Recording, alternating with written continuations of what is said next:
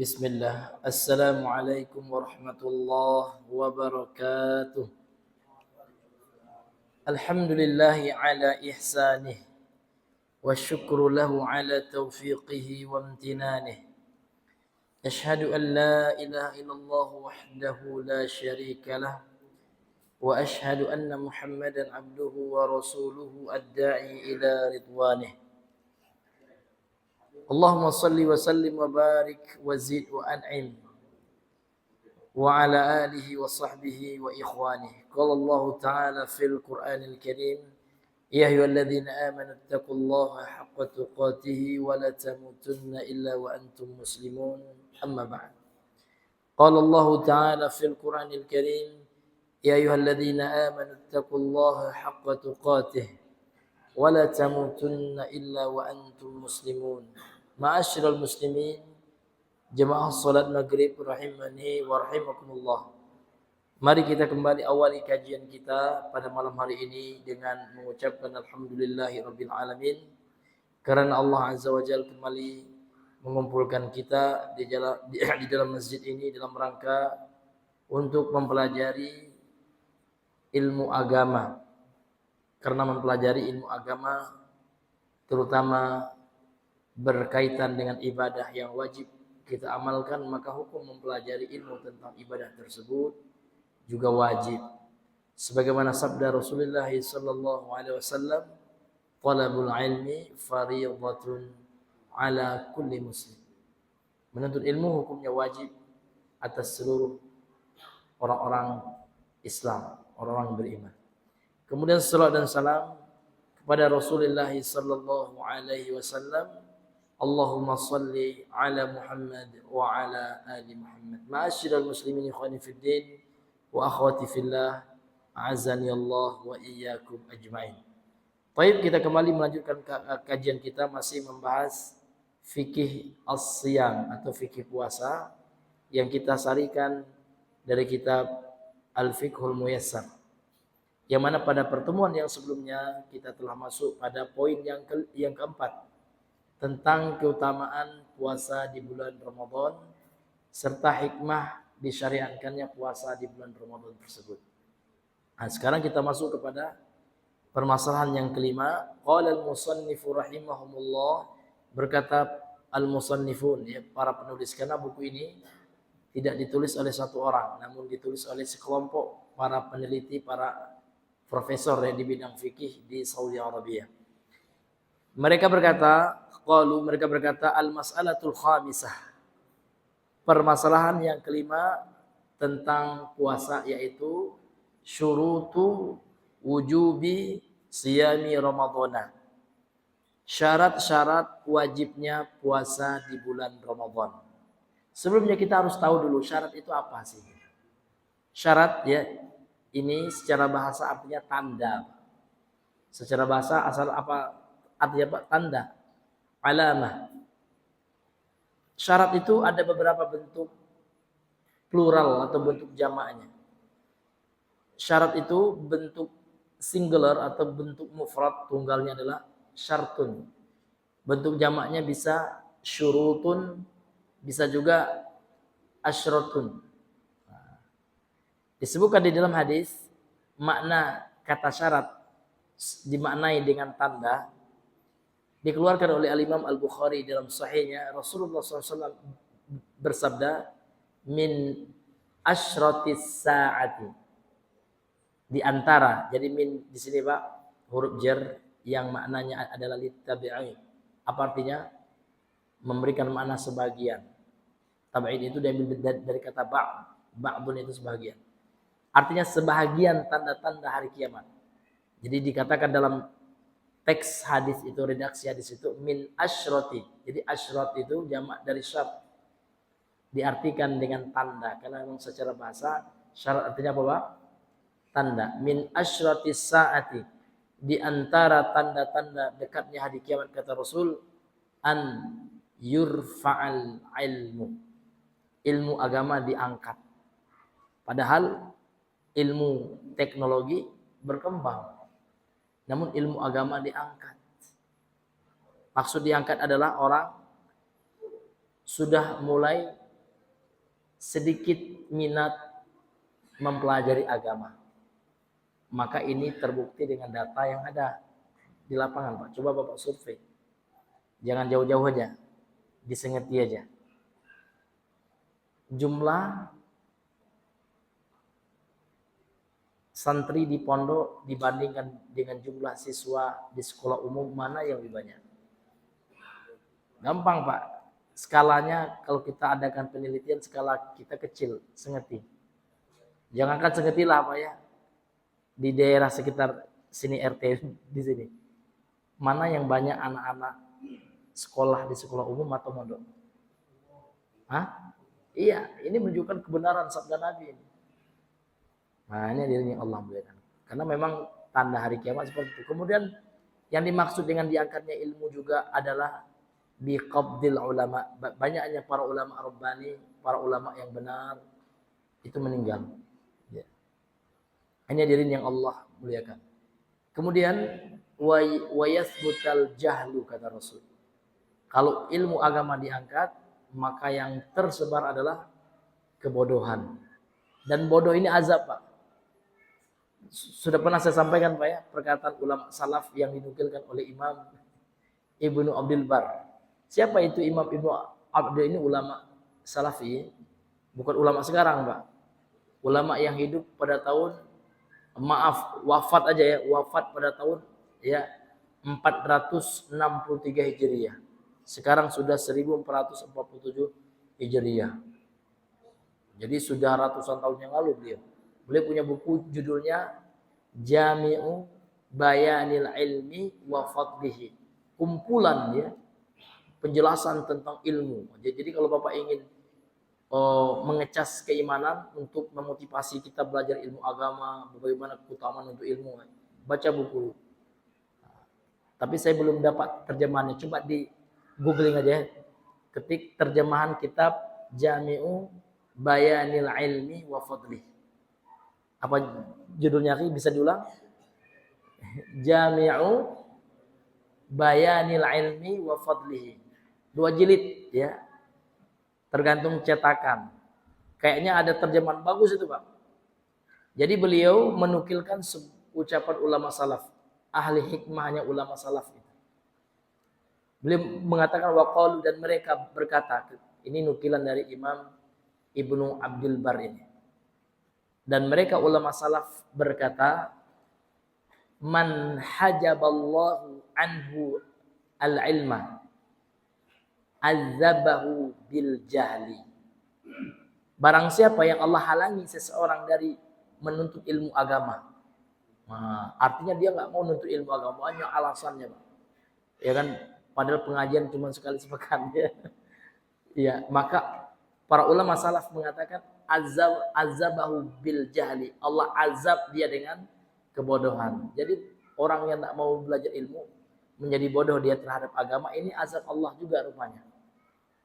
Nah, wa asyaddu min dzalik, atau wa asyaddu minhu, kemudian yang lebih dahsyat daripada itu, man aqbala alaihi ilmu, ya, apabila ilmu itu telah datang kepadanya, fa'adbara minhu, namun dia berpaling dari ilmu agama itu. Wah, ini luar biasa. Sudah datang ilmu ya, dia enggak mau datang ya. Berpaling dia. Kata ulama salaf ini, Pak ya. Nah, ini azab Allah ternyata itu. Karena ilmu ini, Pak, cahaya Allah. Kata Imam Syafi'i ya, fa innal ilma nurun, sesungguhnya ilmu itu cahaya.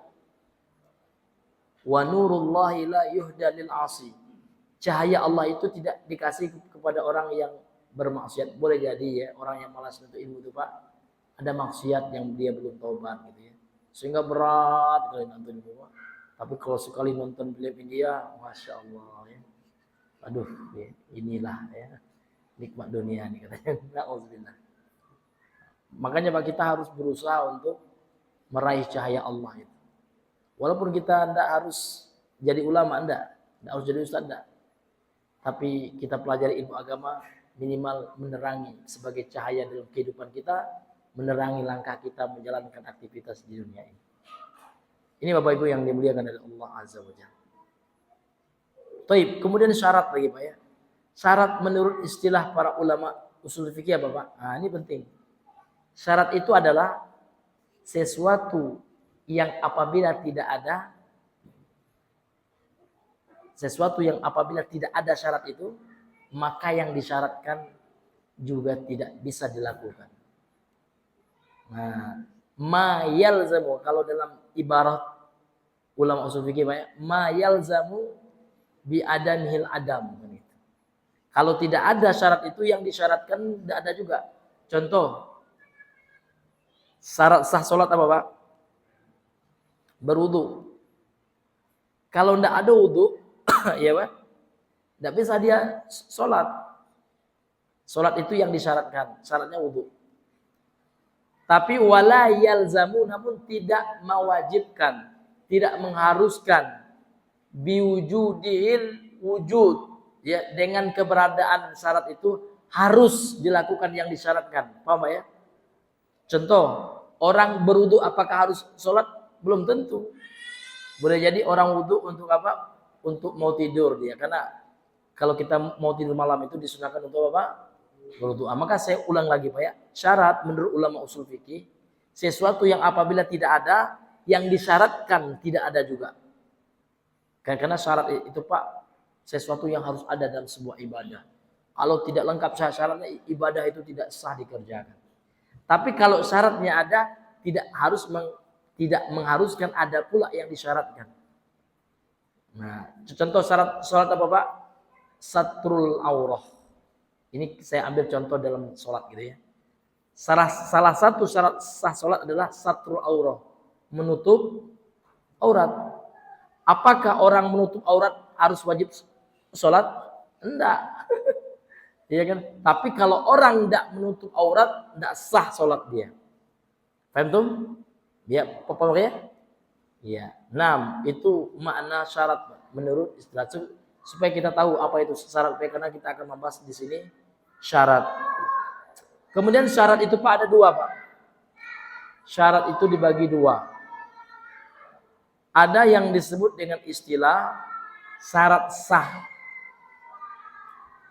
Kemudian yang kedua ada yang disebut dengan istilah syartul wujub, syarat wajib. Apa bedanya Pak? Kalau syarat sah, kalau tidak ada syarat ini, tidak sah ibadah itu. Contoh, saya ambil dalam sholat ya. Syarat sah sholat itu Pak, niat. Ya. Kalau tidak ada niat, tidak sah sholatnya gitu. Paham ya?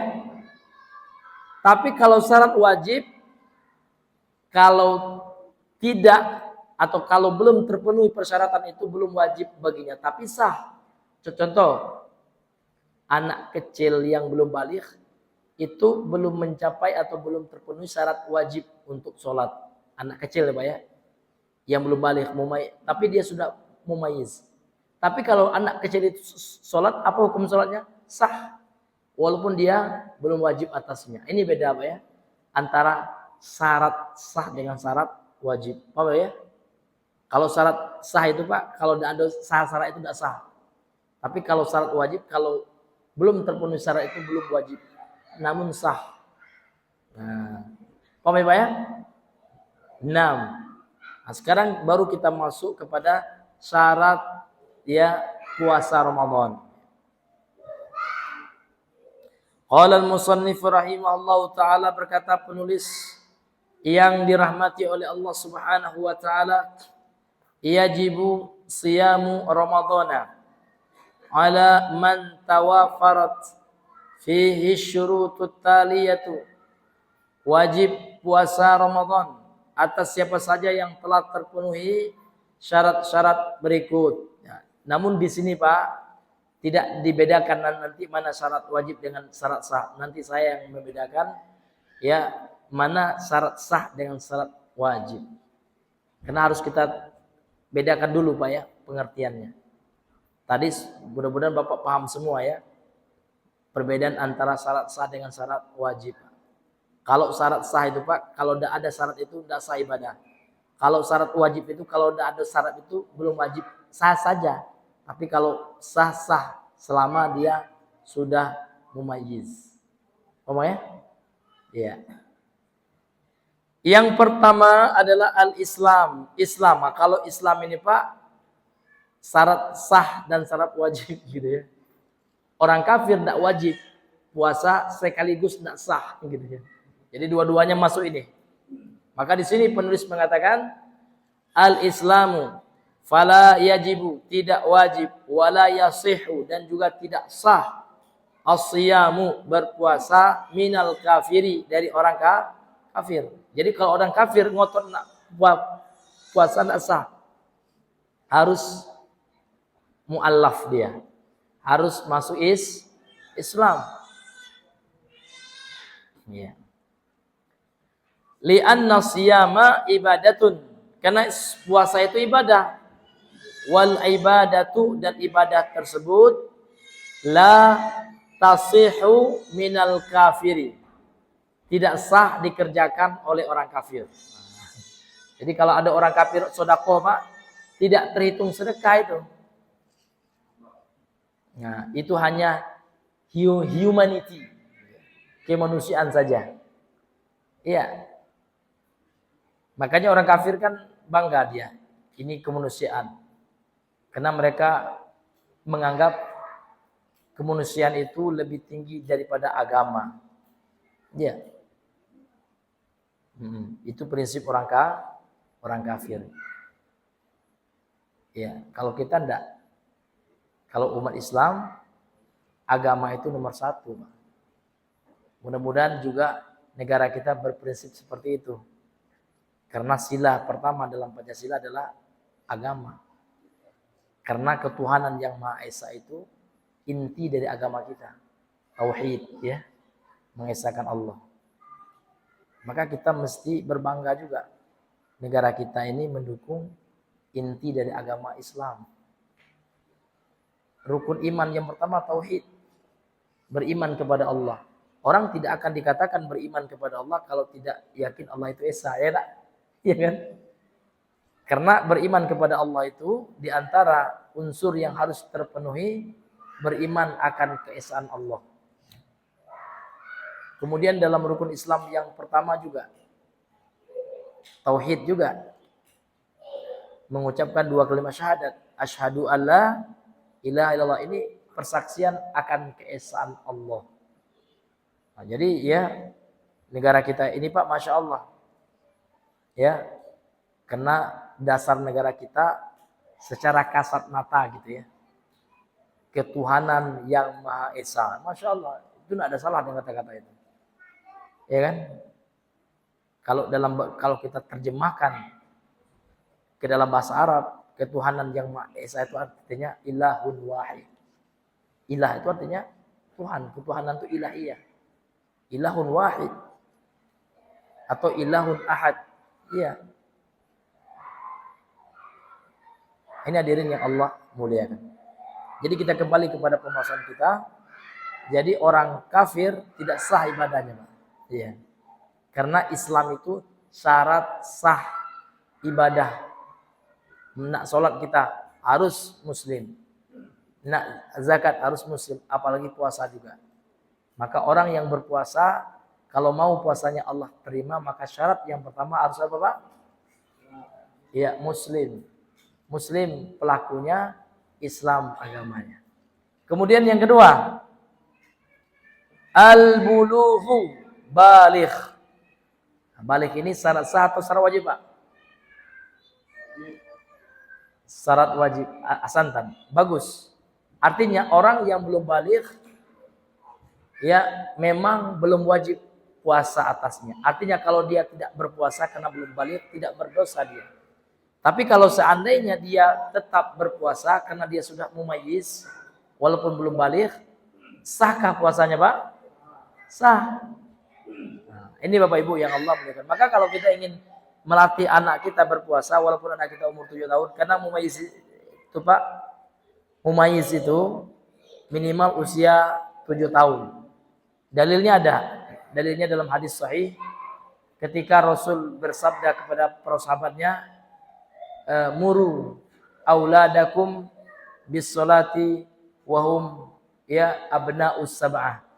Perintahkanlah anak-anak kalian sholat ketika mereka berusia 7 tahun. Jadi Nabi sudah menyuruh kita memerintahkan anak-anak kita sholat. Tapi jangan terlalu keras memerintahkan.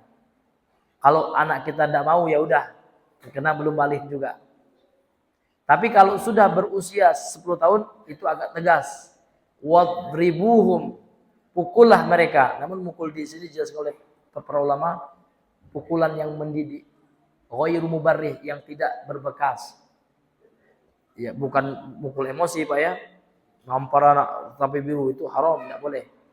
Artinya dipegang gitu ya. Nah, ayo salat gitu. Artinya ada ketegasan kita. Wahum abnaul asyarah, ketika mereka anak kita itu berusia 10 tahun kan gitu. Nah, ini cara pendidikan Nabi. Maka dari hadis itu Pak, ulama menyimpulkan usia tamyiz, anak yang sudah mumayyiz itu berusia 7 tahun. Artinya kalau anak kita sudah berusia 7 tahun, maka boleh kita memotivasinya untuk berpuasa. Walaupun belum balik. Kemudian balik itu Pak ada ciri-cirinya. Ini sering kami sampaikan ya, berulang kali, tapi nggak apa-apa Pak. Karena pepatah Minang mengatakan ya, pasa jalan de aco ditampuh. Artinya apa? Kita hafal jalan itu Pak kalau sering kita lalui. Begitu juga hafalan ya, ilmu agama. Kalau sering kita ulang-ulang, maka akan semakin ya kokoh keilmuan kita tersebut. Maka murojaah itu kata ulama salafnya, al murojaatu hayatul ilmi. Mengulang-ulang ilmu itu adalah sebab hidupnya ilmu itu dalam hati kita. Ya. Pada pertemuan kita yang sebelumnya sering saya ulang-ulang Pak ya, ada 4 ciri baligh. Coba Bang Daus ya. 6. Fadhal. Ya, ada 4 ciri baligh, dan 4 ciri baligh ini Pak tidak harus ada keempat-empat enggak. Walaupun hanya 1 yang muncul sudah fix dia sudah balik. Iya, silakan Bang. Iya, sudah janabah ya. Iya, 2.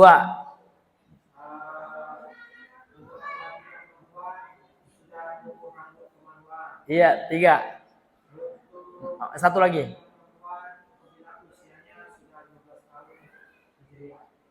Iya, Masya Allah ya. Bagus ya. Iya. Jadi syarat itu Pak, maaf, tanda-tanda balik itu Pak tidak harus ada kemampuannya, enggak. Contoh gini. Ada anak dia belum berusia 15 tahun Pak. Dia ternyata belum mimpi basah. Ternyata dia sudah tumbuh gitu ya.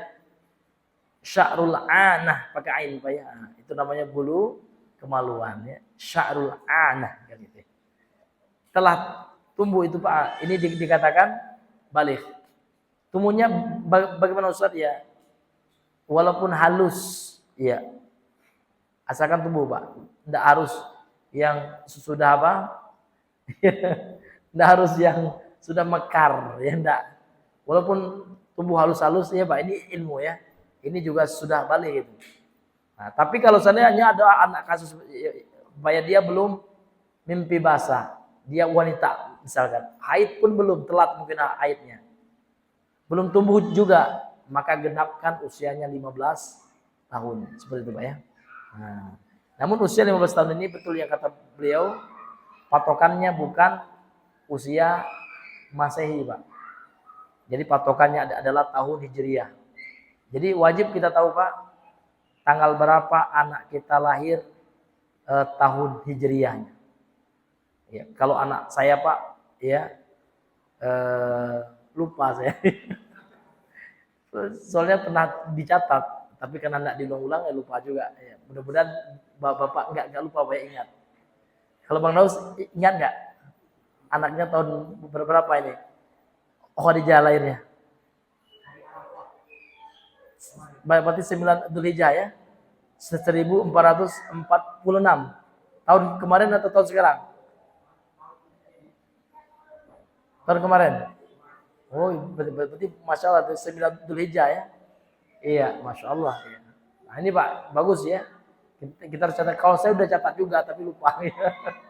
Ya, 6. Nah, ini Pak, itu syarat yang kedua, yaitu baligh.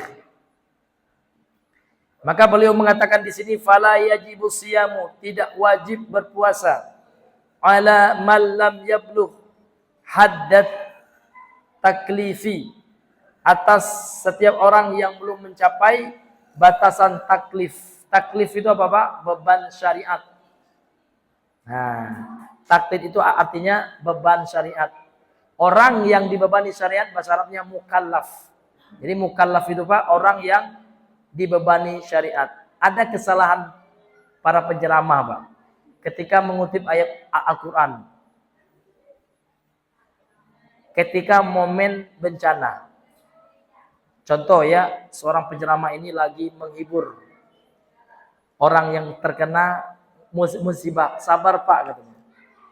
Allah itu tidak membebankan bencana ini ya, melainkan sesuai dengan kesanggupannya. Sebagaimana firman Allah, la yukallifullahu nafsan illa wus'aha. Padahal tidak cocok. Karena ayat itu Pak, maksudnya la yukallifullahu, Allah tidak memberikan taklif, beban agama maksudnya. Allah tidak membebankan kita agama ini, ibadah ini, syariat ini, ya, melainkan sesuai dengan kemampuan kita. Artinya ketika Allah mewajibkan puasa di bulan Ramadan nanti, ya itu Allah sudah tahu kita mampu melaksanakannya. Ketika Allah memerintahkan kita wajib sholat ya 5 waktu sehari semalam, Allah tahu kita mampu melakukannya. Karena Allah itu la yukallifu nafsan, Allah tidak memberikan taklif. Ya, beban agama bukan masalah musibah itu. Iya. Kalau musibah ada orang yang tak mampu, anak kecil tak mampu dia, kayak di Palestina itu. Kena bom, tak mampu dia, meninggal dia. Tapi musibah itu lain cara menghibur dia. Jangan pakai ayat itu. Pakai hadis atau ya pakai ayat yang lain. Orang yang sabar ya, orang yang sabar dalam menghadapi bencana itu, maka dia mendapatkan salawat dari Allah Subhanahu wa taala. Alladzina idza asabat musibah qalu inna lillahi wa inna ilaihi raji'un. Orang yang apabila ditimpakan musibah, kata Allah, dia ridho, dia bersabar dengan ucapannya inna lillahi, sesungguhnya kami ini berasal dari Allah, wa inna ilaihi raji'un, kami akan kembali kepada Allah. Lanjutan dari ayat itu, ulaika alaihim shalawatum mir rabbihim wa rahmah wa ulaika humul muhtadun. Ini gitu ayatnya. Ini salah ayat. Kadang ayat itu bukan untuk musibah. Nah, ini hadirin yang Allah muliakan. Maka penting kita sebelum menyampaikan ayat itu Pak, membaca sedikit tafsirnya. Ya, bagaimana peruntukan ayat itu gitu ya. Nah, ini hadirin yang dimuliakan oleh Allah Subhanahu wa taala. Jadi syarat yang kedua tadi baligh. Orang yang belum baligh belum wajib berpuasa. Namun kalau seandainya sudah memayyiz, sah puasa baginya. Hal ini berdasarkan sabda Nabi sallallahu alaihi wasallam sebagaimana yang diriwayatkan oleh Imam Ahmad dalam musnadnya dan Abu Daud dalam sunannya.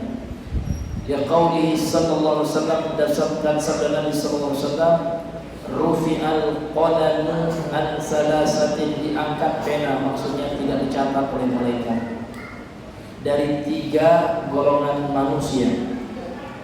Fa dzukira minhumus sabiy, disebutkan salah satu dari 3 yang tidak dicatat dosa adalah dari anak yang belum baligh, sabi, anak kecil.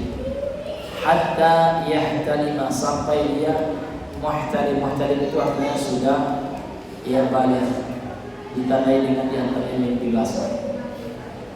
Walakinnahu, akan tetapi dia yasihu siyamu min ghairil balighi, sah puasa dari orang yang belum baligh, lau shoma, kalau dia berpuasa. Ini syaratnya, idza kana mumayyizan, apabila dia sudah mumayyiz, usia 7 tahun, yang telah bisa membedakan antara ibadah dan yang bukan ibadah. Kemudian kata beliau, wa yanbaghi li wali amrihi, seyogyanya bagi walinya an ya'murahu bisyami, memerintahkan dia untuk berpuasa, liya'tadahu wa yu'allifahu, ya, supaya membiasakan anak tersebut dan mengambil hatinya untuk berpuasa. Boleh seorang tua memberikan hadiah dan seterusnya. Kemudian yang ketiga, al-aqlu, berakal. Nah, berakal ini Pak, ini syarat sah ini, termasuk juga syarat wajib, ya. Karena tidak wajib orang gila dan tidak sah berpuasa. Wala yajibu siyamu 'alal majnun wal ma'tuh, tidak wajib dan tidak sah, gitu ya, puasa bagi orang gila atau orang yang pingsan, orang yang tidak sadar. Liqaulihi, berdasarkan sabda Nabi tadi Pak, ya, hadis yang tadi. Di antara salah satunya adalah fadzukira minhumul majnun, disebutkan dari tiga yang tidak diangkat, yang tidak dicatat diangkat pena darinya, itu adalah orang gila sampai sadar, sampai waras dia. Maka orang gila itu Pak adalah orang yang sudah tidak dianggap dalam agama. Bagaimana mungkin orang yang tidak sah ibadahnya dianggap orang soleh, dianggap wali? Maka ini suatu hal yang merendahkan agama sebenarnya. Ya, orang barat yang notabene sangat mendahulukan logika, ya, orang-orang yang berpendidikan umum, gitu ya, yang sudah punya basic tentang ilmu-ilmu perkembangan zaman, nah masuk Islam. Dia orang Islam, ya, orang gila diagungkan, ya, orang gila dianggap menjadi wali. Nah, jadi orang Islam, orang Islam ini orang seharusnya yang dibawa ke rumah sakit jiwa, malah ya dikasih spidol, coret bajunya, coret mobilnya, dikasih apa, pilok, ya. Wah, bebas, orang gila berkreatif, berkreasi. Sebenarnya itu dianggap wali. Na'udzubillah min dzalik. Begitulah yang keterbelakangan umat Islam dilihat dari faktor sosial seperti itu, Pak, ya. Itu orang yang harus dirawat di rumah sakit jiwa, ya. Ini enggak. Ini dijadikan wali. Ini merendahkan Islam sebenarnya, Pak. Sementara wali dalam Islam itu ada nama, wali itu artinya kekasih. Dari kata wilayah, ya, kekasih Allah. Ya, kekasih Allah itu tentu orang yang disebutkan di dalam Al-Quran. Inna, dalam surah Yunus, inna awliya Allahi la khawfun alaihim wa la hum yahzanun alladzina amanu wa kanu yattaqun. Itu yang wali.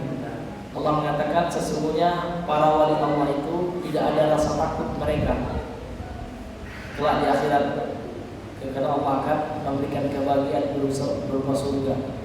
Walau bihazanun, mereka juga tidak akan bersedih hati ketika meninggalkan dunia yang fana ini.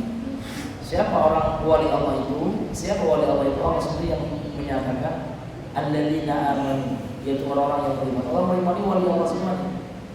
Ditambah lagi wa kanu yattaqun, dan mereka bertakwa. Itu adalah orang yang sholat 5 waktu, orang yang hablum minallahnya bagus, tauhidnya kuat, sunnahnya kuat, meninggalkan maksiat, itu yang wali. Bukan wali orang gila, ya, yang tidak sholat, dia dikatakan wali.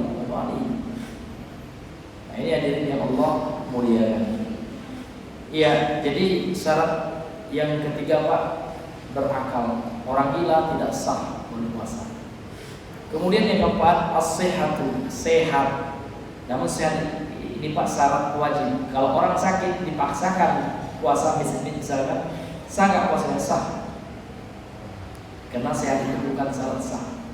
Faman kana maridun, maka barang siapa yang sakit, la yutiqu siyama, tak mampu berpuasa, lam yajib alaih, tidak wajib puasa atasnya.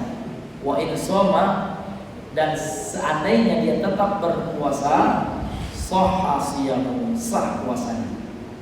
Nah, karena sehat itu syarat sah, bukan syarat wajibnya. Sudah kita jelaskan sebelumnya perbedaan antara syarat sah dengan syarat wajib. Liqaulihi ta'ala, berdasarkan firman Allah Ta'ala Al-Baqarah 185, Allah berfirman, wa man kana maridun, barang siapa yang sakit, kata Allah, au ala safarin, atau dia dalam perjalanan. Namun perjalanan di sini Pak tidak sembarang perjalanan yang boleh baginya mengqashar salat.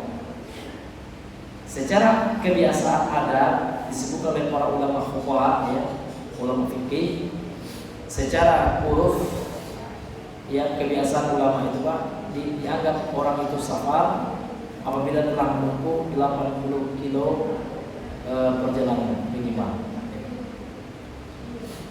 Walaupun sebagian ulama berpendapat tidak ada batasan minimalnya, tapi untuk kehati-hatian, jangan orang memudahkan dikit-dikit mengqashar sholat, padahal cuma ke kampung sebelah gitu ya.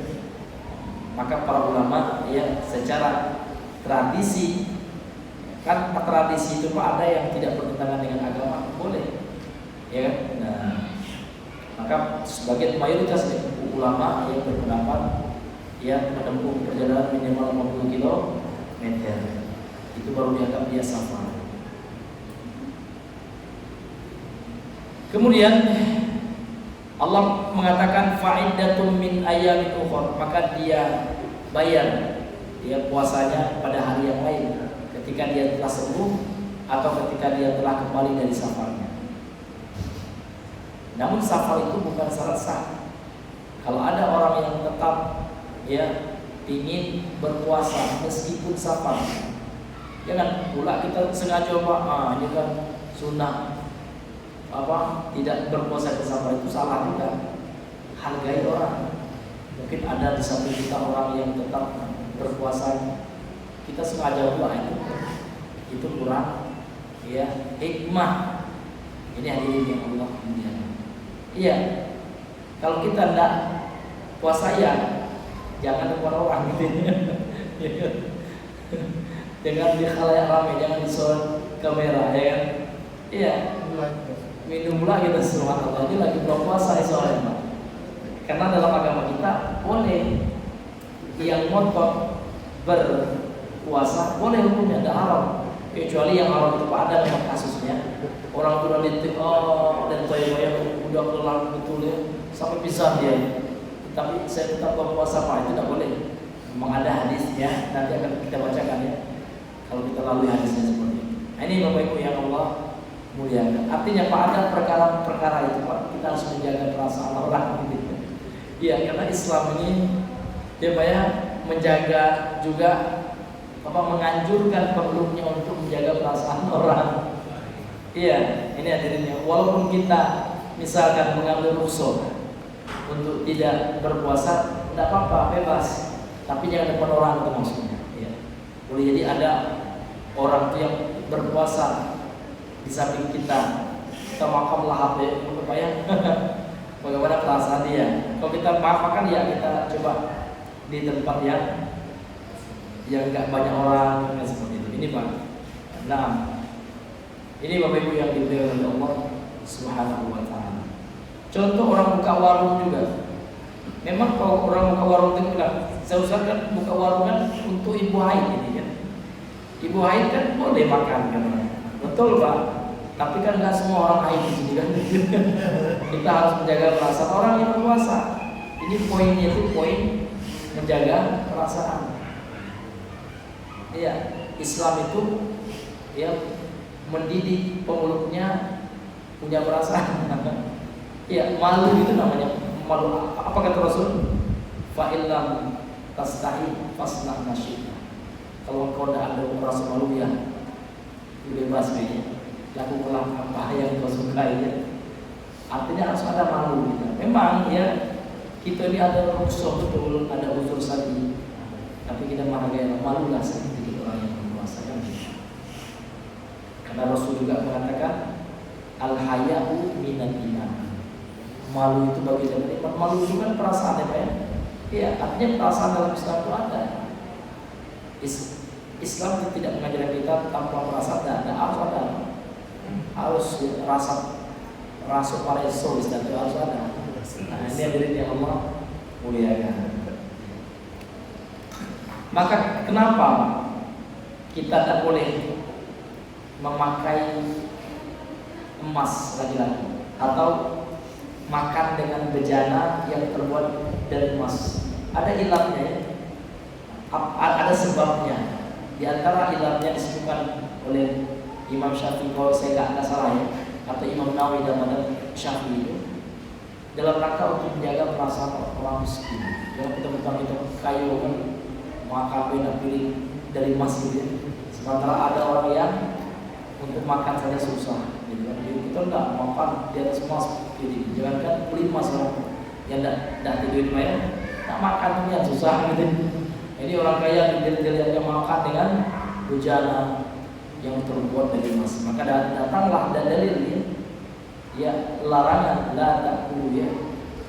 Ya artinya Nabi mengatakan janganlah kau makan minum di atas bejana yang terbuat dari emas. Iya. Karena ya itu untuk kita di surga. Orang yang makan minum dengan emas itu ya, nanti di hari kiamat akan dilelehkan emas itu, akan dilelehkan ke perutnya, dimasukkan ke perutnya, maka api neraka dari emas yang kemakan ini. Itu ya di antara makna hadisnya. Nah, ini Bapak Ibu yang dimuliakan oleh Allah Subhanahu wa ta'ala. Baik. Ya. Fa in zalal maradu, kalau seandainya sakitnya hilang, sembuh dia Pak, ya. Wajib alaihi qada'u ma aftara min ayamin. Maka wajib dia mengganti ya hari-hari yang dia tidak berpuasa ketika safar dan sakit tersebut. Maka kita wajib pada bulan ini Pak, ini bulan terakhir ini Pak. Ingat Bapak Ibu sekalian, kalau kita masih ada hutang puasa, ingat ini bulan Syaban, ya, ini kesempatan terakhir. Kalau kita telah, maka kita tetap wajib mengganti puasa disertai membayar kafarah. Telat satu hari bayar fidyah, kasih makan satu hari. Nah itu ada di. Ini apalagi ibu nih ya, yang tidak mencatat dicatat. Ya kalau kita maaf ya lagi haid, ya di bulan Ramadan kemarin sepekan tidak puasa misalkan dia kan, karena rata-rata kan sepekan puasa haid ya. Dicatat itu ya. Nah, sehingga jangan telat kita sudah masuk puasa tahun ini, rupanya tahun belakang belum juga dibayar. Ini hati-hati ya. Kalau kita telat, kita bayar kafarah dengan memberi makan satu fakir miskin. Satu hari kafarahnya telat, satu orang fakir miskin, dan begitu seterusnya. Kalau 7 telatnya 7 kali 7 orang. Ya, wallahu taala alam bisawab. Kelihatannya sudah banyak yang ngantuk Pak ya. Ya, maka kita ya cukupkan ya. Sampai di sini kita satu. Ya. Hah? Enggak, 2 lagi Bang, masih lagi. Iya. 6. Yang kelima adalah al-iqamatu. Berdomisili, maksudnya syaratnya adalah orang itu ya tidak sedang safar, artinya dia lagi bermukim berdomisili di rumahnya atau di kampungnya. Ya, fala yajibu shaum, tidak wajib berpuasa alal musafir, atas orang yang safar. Tapi kalau dia puasa sah puasanya Pak. Seperti dalil yang tadi yang kita bacakan tadi, ya. Kalau somal musafiru, kalau orang musafir itu puasa, soha siyamu, maka puasanya sah. Namun dia wajib mengqadha, mengganti puasanya. Paham ya? Ya.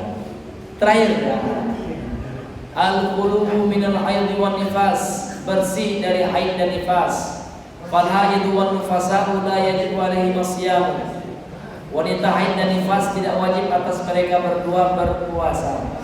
Bal yuhramu alaihima, bahkan haram hukumnya bagi wanita nifas dan haid kalau ngotot berpuasa.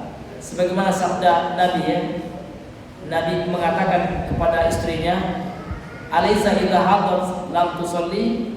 Bukankah wanita itu, kata Rasulullah, kalau haid tidak boleh sholat, walam tasum, dan juga tidak boleh berpuasa. Fadzalika, dan itulah min nuqsani diniha, dari kurang agamanya perempuan. Jadi memang Pak, kalau dibandingkan agama laki-laki jauh di atas perempuan dalam dua hal. Yaitu apa? Ketika perempuan haid, perempuan tidak sholat, dan perempuan tidak boleh mengganti sholat, yang wajib diganti hanya puasa. Kok gitu saja? Begitulah agama, tidak boleh dengan akal ya. Begitu syariat, ketetapan Allah.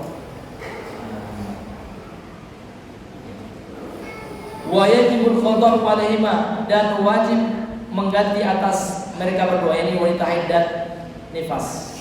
Liqauli Aisyah, berdasarkan ucapan dari Ibunda Aisyah radhiyallahu anha, kana yusibuna dzalik, kami biasa para wanita yang mengalami haid dan nifas ini. Fanumaru, maka kami diperintahkan bi qada'is shaum, untuk mengganti puasa ketika haid. Wala numaru, dan kami tidak diperintahkan oleh Rasul bi qada'is shalah, untuk mengganti sholat. Jadi pas haid dan wanita haram sholat ya. Tapi tidak ada syariat untuk mengqadha sholatnya, yang ada hanya mengqadha apa? Puasanya. Kok gitu saja? Begitulah syariat yang Allah tetapkan dan Rasulnya. Wallahu ta'ala alam bisawab. Kita simpulkan ada 6 syarat yang disebutkan dalam kitab ini. Yang pertama Islam, yang kedua baligh, yang ketiga berakal, yang keempat sehat, yang kelima tidak safar atau bermukim, yang keenam bebas atau bersih dari haid dan nifas. Ya wallahu ta'ala alam bisawab.